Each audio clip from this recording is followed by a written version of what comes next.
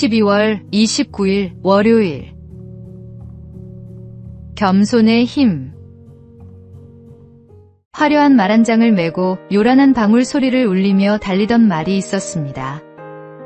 그 옆으로는 무거운 짐을 진 나귀가 천천히 걸어가고 있었습니다. 군마는 거만하게 외쳤습니다. 비켜라. 흙탕물에 묻히고 싶지 않다면. 놀란 나귀는 조용히 길을 비켜주었습니다. 세월이 지나 군마는 전쟁 중 다리를 다쳐 농부에게 팔렸습니다. 이제는 짐을 나르는 초라한 말이 되어 고개를 숙이고 걸을 뿐이었습니다. 그 앞을 지나던 나귀가 미소를 띠며 말했습니다. 언젠가 이렇게 될 줄 알았지. 피고 지는 꽃처럼. 인간의 영광도 오래가지 않습니다. 신학자 리처드 니번은 인간이 진정한 완전함에 이를 수 있는 길은 예수 그리스도의 삶을 따르는 것이라 말했습니다. 주님은 세상의 가장 낮은 자리에서 겸손으로 승리하셨습니다. 누군가보다 앞서 있다고 느낄 때 그 마음을 낮추십시오. 겸손은 당신을 작게 만드는 것이 아니라 오래 남게 하는 힘입니다. 오늘의 말씀. 여호와를 경외하는 것은 지혜의 훈계라. 겸손은 존귀의 길잡이니라. 오늘의 만나. 높아지려는 자는 낮아지고 낮아지는 자는 높아집니다. 주님의 겸손을 배우는 것이 참된 지혜입니다.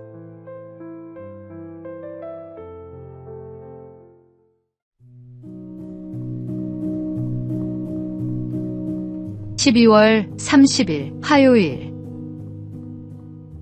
모두가 칭찬받는 졸업식.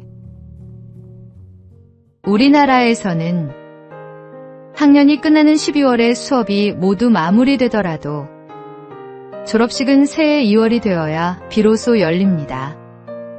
게다가 졸업은 대개 사진을 찍고 꽃을 받고 짧은 인사를 나누는 한 해의 끝을 기념하는 행사로 마무리되곤 합니다.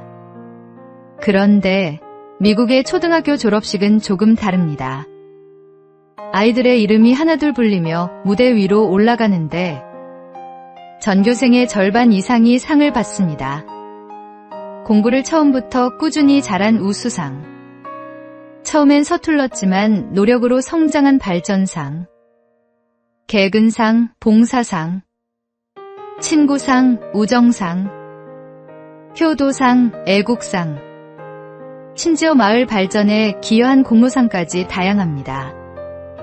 모두가 칭찬받고 인정받는 축제의 자리입니다. 성적을 매기는 방식도 조금 다릅니다.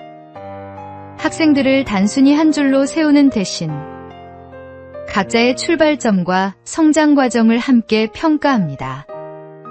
그래서 어느 그룹에서든 최선을 다한 학생은 A를 받을 수 있습니다.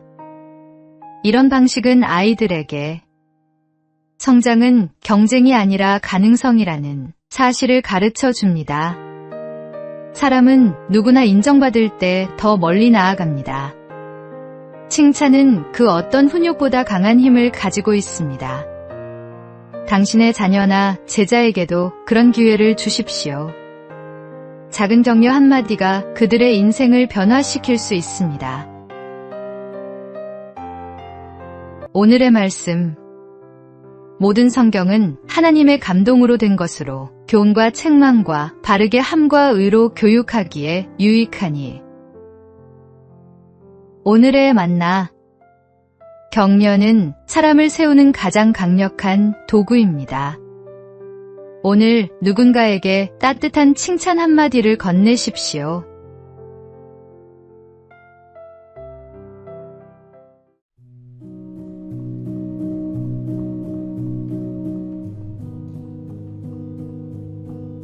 (12월 31일) 수요일. 하나님의 때.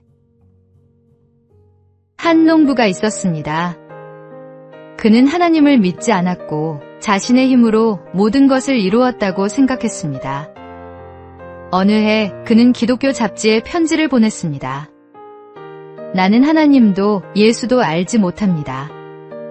그런데 봄에 밭을 갈고 씨를 뿌린 뒤 여름 내내 아무 일도 없이 가을에 누구보다 풍성한 수확을 거두었습니다. 내 이웃인 신앙인보다도 훨씬 많이 거두었지요. 그렇다면 하나님의 공의는 어디에 있습니까? 그 편지를 받은 잡지의 편집인은 짧지만 깊은 대답을 보냈습니다. 하나님은 가을에 결산하지 않으십니다. 연말에도 결산하지 않으십니다. 우리는 때로 눈에 보이는 결과로 하나님의 사랑을 재려할 때가 있습니다. 불신자의 형통함 앞에서 의문이 들고 믿는 사람의 고난 앞에서 마음이 흔들리기도 합니다. 그러나 하나님은 세상의 시간표로 심판하거나 상급을 계산하지 않으십니다. 모든 일에는 때가 있고 그분의 계획 안에는 실수가 없습니다. 이 한 해를 마무리하며 지금의 형편이 어떠하든 감사의 마음으로 하나님을 바라보길 원합니다.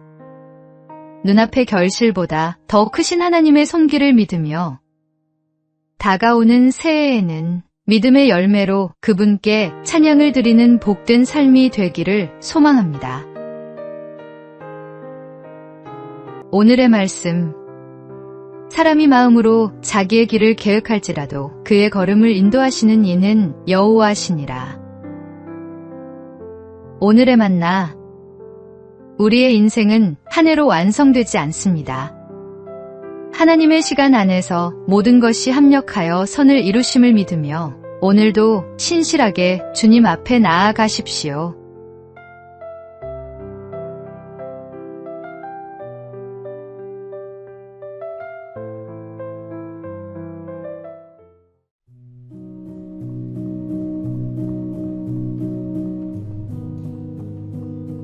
(1월 1일) 목요일.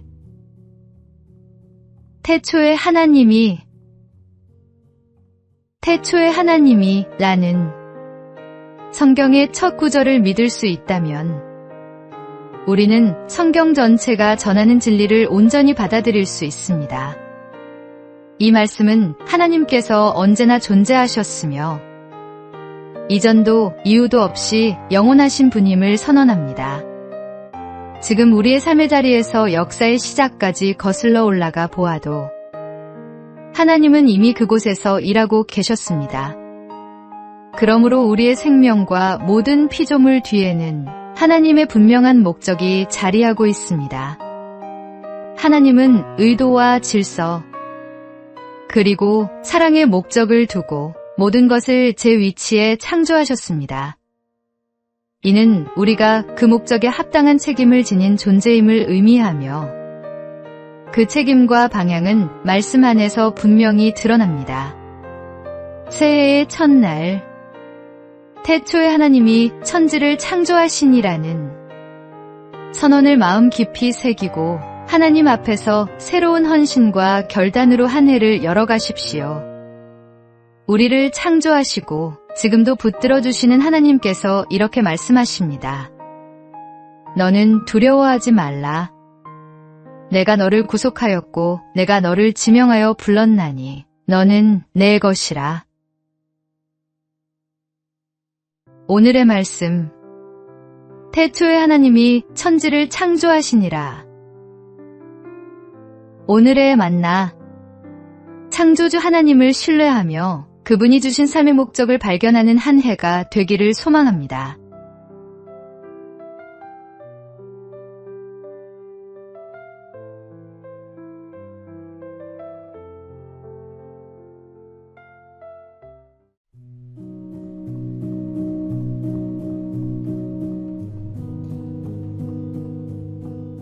(1월 2일) 금요일. 얼룩이 그림이 되다.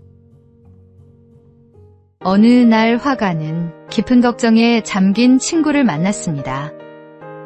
이유를 묻자 그녀는 사랑하는 사람에게 받은 손수건을 꺼내 보였습니다. 실수로 잉크 한 방울을 떨어뜨려 아름다운 손수건 한가운데에 큰 얼룩이 생겨버린 것입니다. 그녀는 그 얼룩을 바라볼 때마다 아까움과 후회로 마음이 무거워진다고 말했습니다. 화가는 며칠 동안만 손수건을 빌려달라고 요청했습니다. 며칠 후 도착한 소포를 열어본 친구는 놀라지 않을 수 없었습니다. 그 얼룩이 사라진 것이 아니라 오히려 화가의 손에 의해 멋진 그림의 일부가 되어 있었습니다. 실수의 흔적은 새로운 아름다움의 출발점이 되었던 것입니다. 지난 한 해 우리의 삶에도 지우고 싶은 실수와 흡입처럼 번진 얼룩이 있었을 것입니다. 하지만 하나님은 우리의 허물까지도 사용하여 새로운 이야기를 빚어내시는 예술가이십니다. 우리가 후회로 바라보는 자국조차도 그분의 손에 맡겨질 때 은혜의 그림이 됩니다. 새해를 맞는 지금 하나님께서 우리의 지난 흔적을 통해 어떤 작품을 그려 가실지 기대하며 걸음을 내딛어야 합니다. 오늘의 말씀. 이는 하늘이 땅에서 높음 같이 그를 경외하는 자에게 그의 인자하심이 크심이로다. 오늘의 만나. 우리의 실수와 상처까지도 하나님의 은혜 안에서 아름다운 이야기로 변화될 수 있음을 믿으십시오.